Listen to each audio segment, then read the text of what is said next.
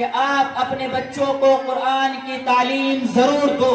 آپ اپنے بچوں کو قرآن کی تعلیم ضرور دو۔ کوئی بھی کام سکھانے سے پہلے، کوئی بھی کام کرنے سے پہلے، دنیاوی تعلیم دینے سے پہلے آپ اپنے بچوں کو قرآن کی تعلیم دو۔ اگر آپ نے اپنے بچوں کو قرآن کی تعلیم دے دی تو میرے عزیزو یاد رکھو ان کا ایمان محفوظ ہو جائے گا۔ لیکن آنے والا دور ایسا ہے، اللہ کے نبی صلی اللہ علیہ وسلم نے ارشاد فرمایا بادروا بالاعمال الصالحہ فتکون فتن کقطع اللیل المظلم یصبح الرجل مؤمنا ویمسی کافرا، کہ نیک اعمال کے کرنے میں جلدی کرو، آنے والا زمانہ ایسا ہے کہ ایک آدمی صبح میں مسلمان ہوگا، شام میں کافر ہو جائے گا، شام میں مسلمان ہوگا، صبح کو کافر ہو جائے گا۔ میرے عزیزو آپ کیا سمجھتے ہیں کہ اس طرح کے ماحول میں جب آپ اپنے بچوں کو دین کی تعلیم نہیں دیں گے، جب آپ اپنے بچوں کو قرآن کی تعلیم نہیں دیں گے، ایسا ماحول جب آدمی صبح میں مسلمان ہے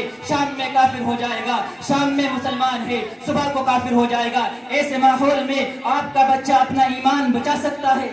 آپ کا بچہ اپنے ایمان کا تحفظ کر سکتا ہے؟ نہ میرے عزیز، اور نہ میں گارنٹی کے ساتھ کہہ سکتا ہوں اگر آپ اپنے بچوں کو بچپن کے اندر قرآن کی تعلیم نہیں دیں گے تو آپ کا بچہ آنے والے زمانے میں اپنے ایمان کی حفاظت نہیں کر سکتا ہے۔ آج دشمن ہماری نسلوں سے ایمان کا خاتمہ کرنا چاہتا ہے، ہماری نسلوں سے ایمان کو مٹانے کے لیے طرح طرح کی سازشیں ہو رہی ہے، لیکن ایک مسلمان ہے خواب غفلت میں سویا ہوا ہے، کتنا ہی بیدار کر لو جاگنے کے لیے تیار نہیں ہے، اپنے بچوں کو دینی تعلیم دینے کے لیے تیار نہیں ہے۔ حالانکہ یہ مدارس ہے، یہ مکاتب ہے، فری کے اندر تعلیم دی جاتی ہے، اس کے باوجود کوئی توجہ نہیں ہے۔ میرے عزیزو اگر آپ کو اپنے بچوں کا ایمان بچانا ہے تو آپ کو اپنے بچوں کو قرآن سکھانا ہوگا۔ بچپن کے اندر اگر بچے نے قرآن سیکھ لیا، میں یہ کہہ رہا ہوں تمام کوئی بھی کام سکھانے سے پہلے میں یہ نہیں کہتا کہ سب اپنے بچوں کو حافظ بناؤ،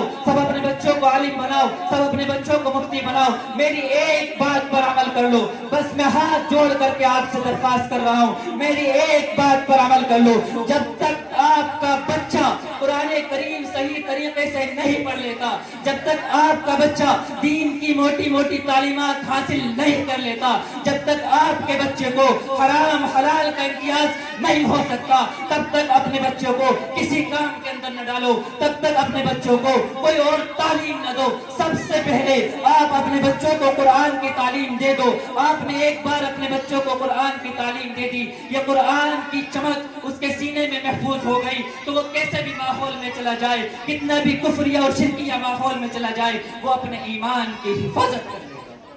تو آپ اپنے بچوں کو مدرسوں میں بھیجو، آپ اپنے بچوں کو، اس لیے کہ اگر آپ کے بچوں کا ایمان محفوظ ہوگا تو انہی مدرسے میں ہوگا، اگر آپ کے بچوں کو نماز سکھائی جائے گی تو انہی مدرسوں میں سکھائی جائے گی، اگر آپ کے بچوں کا عقیدہ مضبوط ہوگا تو انہی مدرسے میں ہوگا، اگر آپ کے بچے آئندہ چل کر کے آپ سمجھتے ہیں کہ نماز پابندی کے ساتھ پڑھے تو وہ تربیت آپ کو انہی مدرسے میں ہوگی، تو آپ لازمی طور پر یہ بات اپنے کان کے اندر ڈال لے کہ آپ اپنے بچوں کو کوئی بھی کام سکھانے سے پہلے، کوئی بھی تعلیم دینے سے پہلے قرآن کریم کی تعلیم ضرور دیں۔ آپ اس کو فرض عین سمجھ لے۔ یاد رکھو اگر آپ نے اپنے بچوں کو ایسے ہی چھوڑ دیا تو یہ مت سمجھنا کہ میں نماز پڑھتا ہوں صف اول کے اندر، اللہ کے حضور بچ جاؤں گا، اللہ سے کہہ دوں گا اللہ میں تو پہلی صف کا نمازی تھا، اللہ میں تو تبلیغ کے اندر جایا کرتا تھا، اللہ میں تو اذان دیا کرتا تھا، اللہ میری تو کبھی نماز بے قضا نہیں ہوئی، میرے بچے نے میری بات تو نہیں مانی۔ میرے عزیزو آج لوگ اس غلط فہمی کا شکار ہے، بچے کو ایک دو مرتبہ کہتے ہیں کہ نماز پڑھ لے، بچے کو ایک دو مرتبہ کہتے ہیں مدرسے کے اندر چلا جا، اور سمجھتے ہیں کہ ہماری ذمہ داری ختم ہو گئی، اب ہمارے اوپر کوئی بوجھ نہیں ہے۔ نہ میرے عزیز، صرف آپ یہ کہہ کر کے اپنے بچوں کو ایک دو مرتبہ سمجھا کر کے آپ اپنی ذمہ داری سے سبق دوش نہیں ہو سکتے، آپ کی ذمہ داری ختم نہیں ہو سکتی، آپ کو پوری محنت पूरी कोशिश करनी है कि मेरा बच्चा पढ़े, किसी भी तरीके से मेरा बच्चा पढ़ना चाहिए, मेरे बच्चे को कुरान आना चाहिए, मेरे बच्चे को हराम हलाल का पता चलना चाहिए। मैं एक मिसाल देता हूँ, इस मिसाल देकर के मैं अपनी बात को खत्म करता हूँ कि अगर आप सामने आग जल रही है,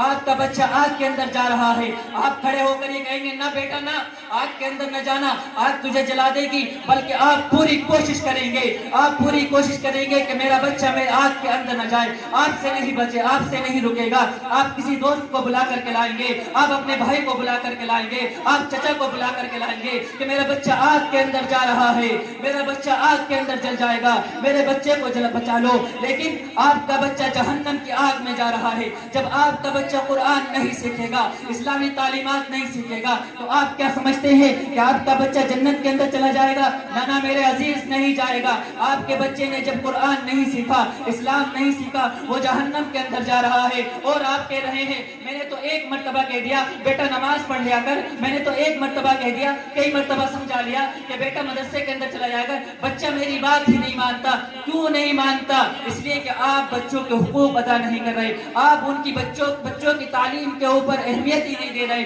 उसको कोई तवज्जो नहीं दे रहे। हदीस के अंदर आता है कि अगर कोई बुराई देखो तो अपने हाथ से रोक दो, और अगर हाथ से रोकने की ताकत ना हो तो जबान से रोक दो, और अगर जबान से रोकने की ताकत ना हो तो अपने दिल में बुरा समझो। क्या मतलब दिल में बुरा समझने का? लोग ये समझते हैं खुला आदमी ये काम कर रहा है, बुरा कर रहा है, हाथ से नहीं रोक सकता हूँ, जबान से नहीं रोक सकता हूँ, दिल में बुरा समझ के बैठ गए। ना ना, दिल में बुरा समझने का मतलब ये नहीं है। दिल में बुरा समझने का मतलब ये है कि आपको वो काम बुरा लग रहा है, उसको रोकने की हर तलीमकान कोशिश करनी चाहिए। किसी को बुला लो, किसी बड़े को बुला लो और किसी भी तरीके से वो काम रोको, तब ये मतलब है कि आप उस काम को अपने दिल में बुरा समझ रहे हैं।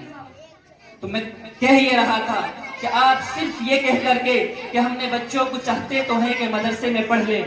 हम अपने बच्चों को कहते तो हैं कि मदरसे में पढ़ने के लिए चले जाओ, बच्चा जाता नहीं है।